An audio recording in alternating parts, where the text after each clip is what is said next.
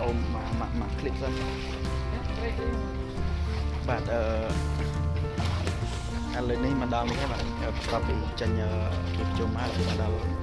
ទិញគ្រឿងសមុទ្រនៅផ្សារទំនប់រលកនៅកំពង់ផែផ្សារទំនប់រលកហើយក្រុងសៀមរាបបាទនេះនៅ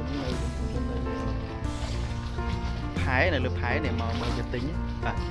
មកទិញនេះទិញក្តាំងស្រស់ៗឥឡូវកំពុងតែកំពុងតែដងក្តាមកំពុងផែផ្សារទំនប់រលក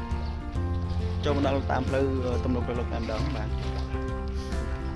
តែល្ងាចចឹងរៀងនេះតិចបាទហើយគាត់ទិញហើយគឺនឹងឡើងទៅទូរស័ព្ទវិញហើយតែជាម៉ោង5ជាងមិនចេញពីកាស៊ីណូបាទនេះនៅខាងក្រៅសឹកកប៉ាល់ធំធំហើយតា